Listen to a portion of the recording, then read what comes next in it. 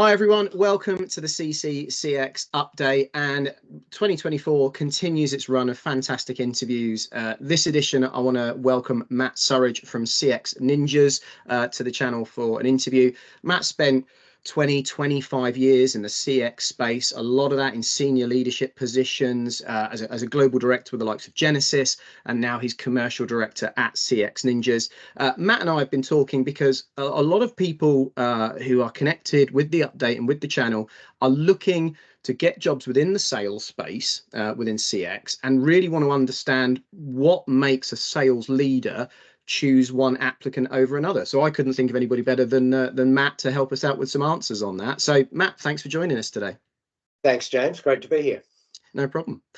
So yeah, we're going to go through some questions around Matt's experience, what he's looking for at application stage, certain patterns of moving jobs, the job hopper, as people might call it, and what his thoughts are on that, what sort of level of detail he's looking for in an application as well, and around interview technique as well, and what you maybe should or shouldn't be doing in interview when you're looking at a sales role. And then finally, I'm sure we've got some anecdotes or war stories that we'll throw in there as well, because everybody does. So Matt, we'll just jump in then. So as a senior sales leader, I know you've got a great deal of experience with the good and bad of applications and interviews. I regularly work with candidates that struggle, I think, with the opacity of some recruitment processes for sales or account management roles. So from your perspective as a hiring manager, as a leader, what are the first key things you're looking for at application or CV review stage? That's a really good question, James. And I think, from my perspective, what I'm actually looking for is people that can express why they both want the job, and secondly, why they will be good for the job. So, I've reviewed, hundreds, thousands of CVs that have sort of come across the desk. And, what stands out to me is those people that are able to really clearly express how their experience is going to relate to the job that they're applying for, and what makes them stand out from the crowd in terms of their experience, their attitude, the way they work. I'm looking for something a bit more than, and I know we're going to come to this question in a minute, the numbers are really important, but, as a good salesperson now, you really need to be able to express value. And if you can't express that value that you're going to bring to the organization in that, in that application phase, then it's, it makes it very obvious that you're just, spreading CVs out there and out in the market looking for a job, as opposed to being really interested in the job that you're applying for. Yeah, so perhaps a side question on that. Do you think then it's worth people taking a few minutes to tailor their CV for each role that they're applying to? It doesn't have to be rewritten from scratch, but do you think it's worth putting in that extra value to show you why they're interested in working for CX Ninjas, for example? Absolutely, James. I think it's if you're really interested in the job that you're applying for, and it doesn't, you don't, as you said, you don't have to completely rewrite your CV to fit the job. I think that's an unrealistic expectation. But what I think you should be doing is, just bringing out some of the key points as to why you're going to add value to that organization. And what are the key things that you've done, the key experiences that you've had that would make you a standout candidate for that role? Yeah, very good advice. And one of the things that it's a contentious issue, and I think it relates particularly to sales roles, because you can see a pattern sometimes. Yeah. And it's around, as I alluded to earlier on, the kind of the job hopper term, and it's that pattern of people that seem to move employers every 18 months to 2 years within sales. What are your thoughts when you're seeing that on a CV? I think it's it's always something that stands out. And however, I think it also depends a bit on the role that you're recruiting for. Is it a senior role or is it a more junior role? It also depends a little bit on that person's background and the time in their career. So quite often, if you've got, if you're somebody who's come into sales more recently and you've had a couple of shorter shifts, I would look at that differently to somebody who had 10 years of 18 months to 2 year hops. So, and I think if you're going to apply, in the CV bit, it's more probably getting through the HR part, where it might be screened before it even gets to somebody like me to review.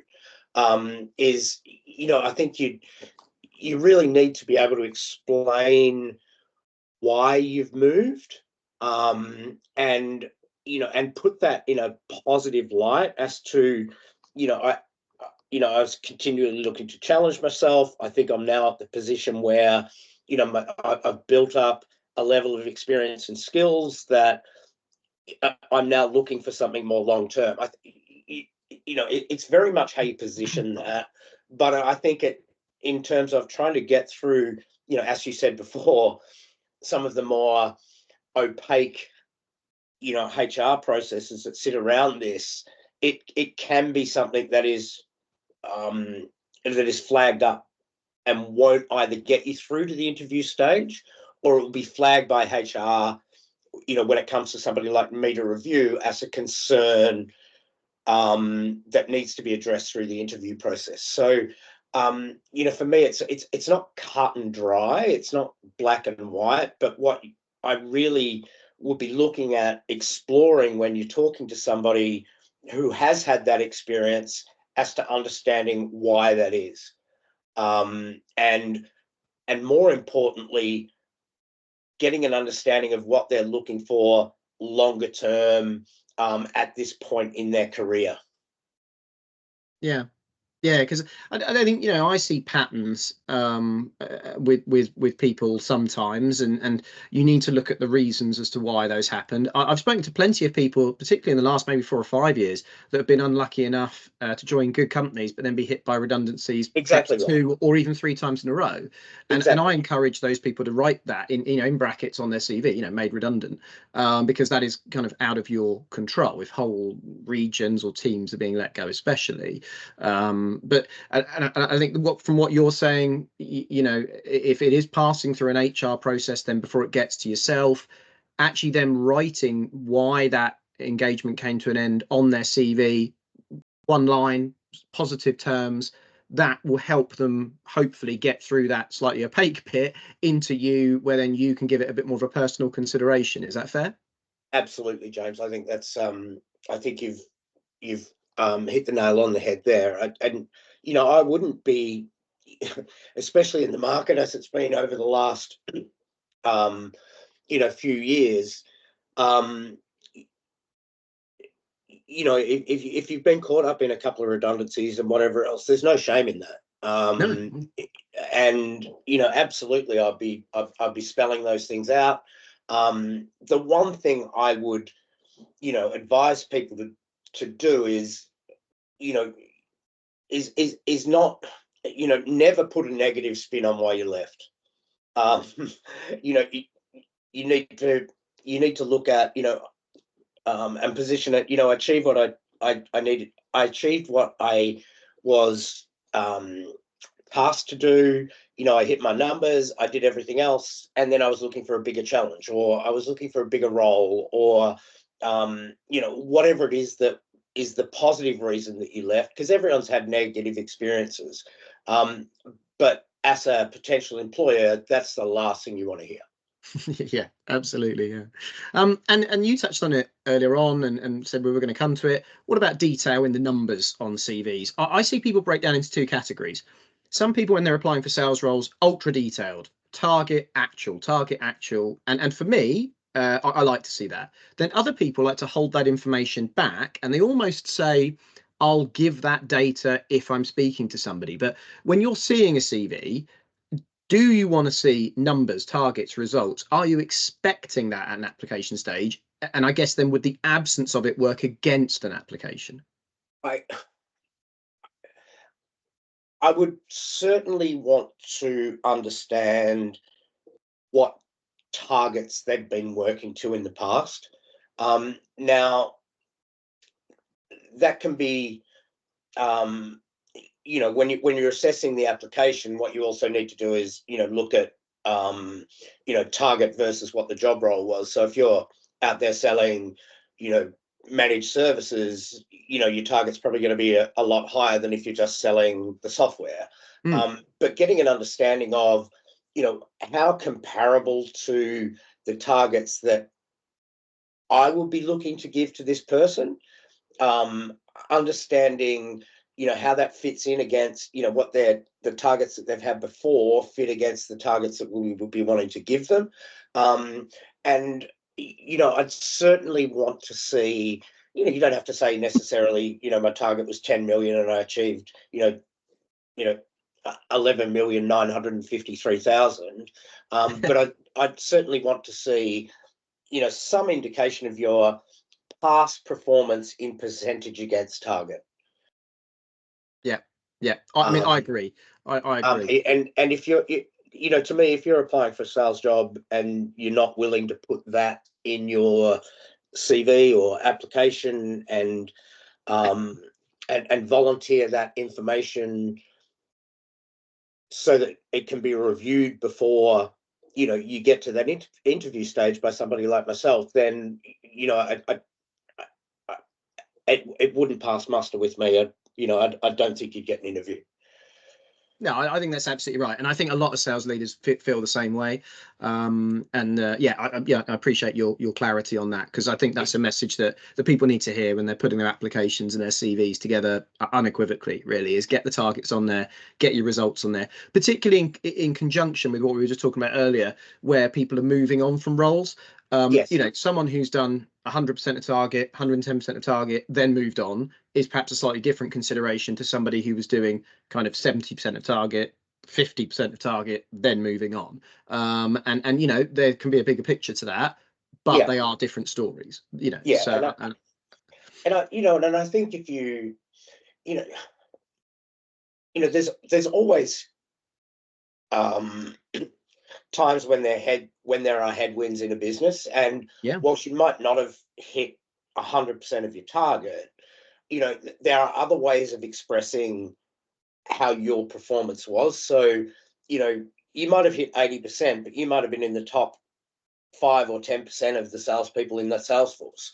So, yeah, I would be looking at, because I think sometimes people shy back from putting the results because, it might say, 85% instead of 100, but think of other ways that you might be able to express that in in how you position it. And, were you in the top five or were you in the top 10% of the salespeople? mm, Um, because it's not just, it's not just your performance against target, which is, it is very important.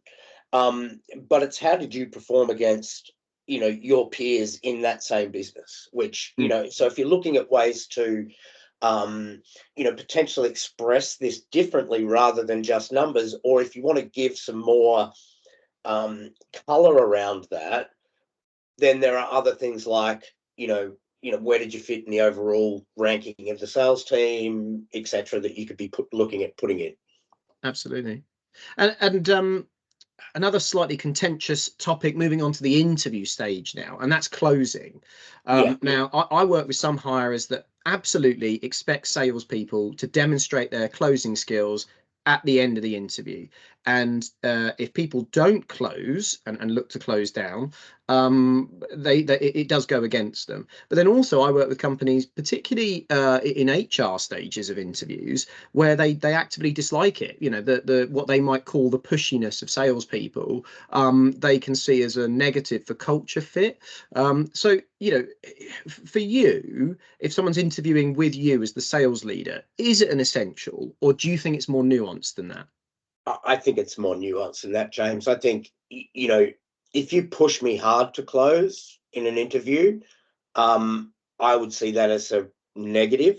You know, if you're really, really pushy, and you know, for me, that's a bit of a negative. I'm more looking for somebody who can more subtly close. Hmm. Is probably maybe the best way to put it.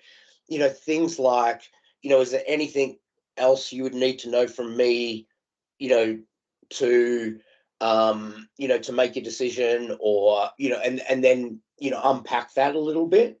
Once you get the answer to those, excuse me, um, you know, there's more subtle ways to close than just say, hey, you know, do you think I'm the right person for the job, or whatever else? You know, you know, there's there's questions I think that people can ask in interviews that, you know, can start closing, and it's not necessarily closing in inverted commas, but throughout the interview, you know, asking questions like, so what would it take for me to be successful in this role? And then when you get the answer to that, give examples of where you've performed that, or where you've had a situation similar to that, that you can then say, you know, how does that, you know, compare to what you're looking for? So, you know, if you just leave it right to the end and go to close, I think it's a bit, you know, I think everyone's moved on from that. And you know, my advice would be, don't hard close. Definitely don't hard close on HR. I think the most important thing to do with HR is understand the process that you're going to be going through, and that's I think how you would deal with HR. Understand the people that would be involved in the in the additional parts of the recruitment process, so that you can do your homework on that. And that's how I would deal with the HR side. Mm. Yeah, I think, you know, salespeople, in particular, when they're interviewing, it's a bit of it's the Liam Neeson example to me. They have a particular set of skills, but they shouldn't be using them all the time. Exactly um, right. and, and salespeople, good salespeople know when to turn it on, when to turn it on a little bit, and when to leave it turned off. Yeah. And you know, I'm a salesperson myself as a recruiter, and I fall foul of it. You know, sometimes my wife will say to me, "You're trying to close me on doing this, aren't you?" And I'm sorry. So it sometimes can be instinctive, and so I think you know, knowing as you go through an interview process what you're talking to that person about and why. So why you're talking to, like, human resources, or the, you know, the people team or talent acquisition, and what they want to understand from you and what you can understand from them. And then sales leadership, what they want to understand from you and what you can demonstrate to them. And I think it's very clear what you're saying, you know, no hard close, that sort of soft close, tidying up around the edges, but interestingly throughout the conversation, you know, so, you know, not leaving it all to the end and then trying to go in blunt force. And I think that's good advice for people, certainly, and would help people navigate the nuanced environment and landscape that is an interview process with multiple elements and departments represented. Um, on a similar point, actually, then, and we've got a couple more questions then. So, good salespeople sometimes think that it's expected them to negotiate a package stage. Now, this might vary if they come through someone like myself, because, you know, I'd have already had those discussions with them around what's possible and what's not. But if someone's applying directly, and perhaps that conversation hasn't come up, then they get to a stage where they're being offered a job. Do you see that as a point at which someone should be negotiating, or would that be a turn off for you? Um, so, so, it's an interesting question, and because I mean, there's usually always some room for negotiation, but I think candidates now and the market now is a bit different than it was. You know, Sure. whilst there might be some room for negotiation, it's not going to be huge. Um, but if you've got, you know, and it also depends on, you know, where you're at and, you know, as an individual, you know, what are you looking for? What, you know, what do you need to make to be successful? And, you know, but if the money's the only reason that, and I think this is a really key point, if it comes across as, well, if you don't offer me this, then I don't want the job, then you probably didn't want the job in the first place, right? And that, you know, however, it's the way you negotiate that. To me, it's like, well, I was on this, you know, here's what I was on. Be really upfront with, you know, your current situation. If you are going to negotiate, and say, look, you know, for me, this is what I think it would take to move, and I think, and you still then, you can't stop selling yourself at that point. You can't just negotiate and say, well, I'll do it for this. It's, I'll do it for this, and the reason that, you know, I want this is because I think I'm going to bring X, Y, and Z to the organization, and Right. I'm adding value on top of that. You know, talk about things like your, you know, if you really want the job, you know, why you think it's the right organization for you, why you think you're a long-term prospect. Don't just negotiate on the dollars, but put forward the reasons that you think you're worth that extra money. Yeah. No, great advice. I mean, you know, so if you are going to negotiate, it's an element of the interview process, really, isn't it? As you say, don't Absolutely it stop is. selling Yeah. yourself, add No, in that exactly right. extra color and context, and then you can put forward an argument. And I think you're right. You know, it does depend. If someone said they wanted number X all the way through and then they're offered X, then negotiating would feel false and unnecessary. But if someone, you know, is in a position where they are looking for a little bit more, and there is an opportunity to justify that almost as part of the interview process, then okay, you know, go ahead and do it. Yeah. And finally, you And I know, think I think the other thing that people from an application process need to understand is that as the hiring manager, the process you need to go through to go and get that increase is quite often reasonably painful. yes, So, you know, think long and hard before you do it, and because, you know, and why you want to do it. And that's why I say the value is expressing your value as to why you think you're worth that is important, because what that does is it gives the hiring manager something else to go back with to say, yeah, you know, here's why we need this guy, you know, this person, this, guy or girl, whoever, for the role, because we think they're going to bring X, Y, and Z above everybody else. So it's not just, you know, when you get into that negotiation, it's not just the candidate that's negotiating. If it gets to the point where, you know, the hiring manager needs to go back and ask for more money, they're in that negotiation phase as well. So, you know, anything you can arm them with to make it easier for them, you know, when they go back and ask for additional funds, is going to be extremely helpful. yeah, absolutely. And just gonna for the sake of fun, you know, war stories, we've all got them. Is there anything that kind of, you know, it sits in your memory as a particularly good example of somebody going through an interview process, application process, or equally, and they're often the funnier ones, as a particularly bad example? Of course, naming no names here, but is there anything like that that stands out to you? You know, one of the things that I always ask in an interview, James, is, you know, tell me something about your career and, you know, what you've achieved that I can't get from reading your CV. Yeah, Give me some, give me some anecdotes and, you know, some things where you've been successful, you know, things where you found really challenging that just don't come, you know, that are just impossible to put into a CV. Um, and I've, you know, a lot of people fail this. In fact, you'd be stunned how many people don't. And I think the problem is they don't necessarily sit back and listen to the question. So, my advice to people is when you're being asked a question, don't just jump in with an answer. Really think about what you've been asked. Because I've asked that question a million times, slightly exaggerating. Only slightly, though, probably.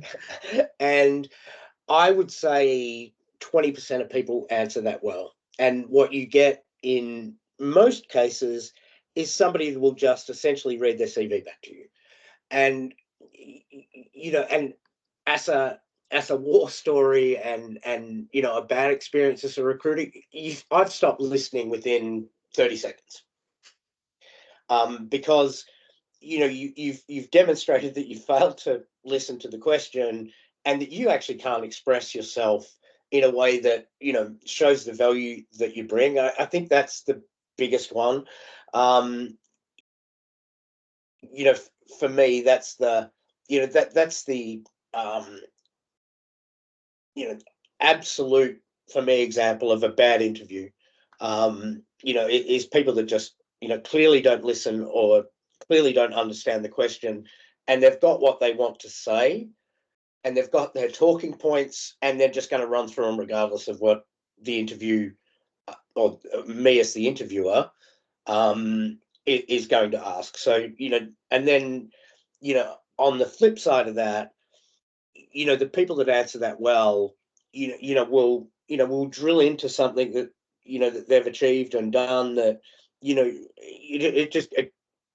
and the way they express that really gives you confidence that they know not only what they're talking about, but they know themselves, and they know the value that they bring, and they can express that. So if you can express, one of the hardest things to do is be able to express your own value, because I think we're all, at some points, a bit self-deprecating when it comes to talking about ourselves. So, somebody that can express that in an interview, if you're then going to ask them to go out and sell your product or your service, I know as the hiring manager that person's going to understand the value of what it is that the company is going to be bringing to their customers. And so for me, they're the people that stand out. But the ones that can't express their own value, no, they're the interviews that you just you turn off very, very quickly. And that links up so nicely with what you were saying at the start, and how people need to write their CVs to carry the value they add across in the written word as well, and then of course in the spoken word as well. And it boils down to communication, and that is the subtle art of interviews, and it's a difficult thing, but I think and the other one that, and I guess the other one that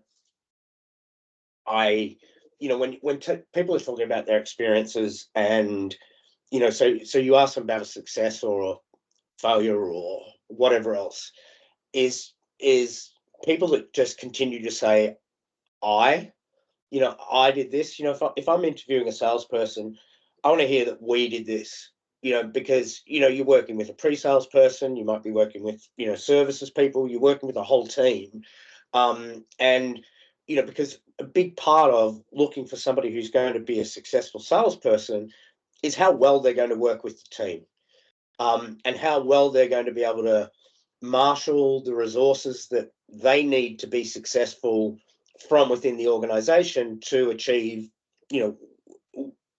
the targets that they're going to be set. So, if that's the other war story I go. If somebody's only example of what they've done is I did this and I did that and I did that, I'd really encourage people to talk about, when they're talking about a success or when they're talking about a failure, is talk about the team and how you work with the team to achieve the results, or what you as a team learned from, some of the failures that you might have had. So, that's the thing, because I think the days of the lone wolf, salesperson going out there and just, thinking they can do it all on their own,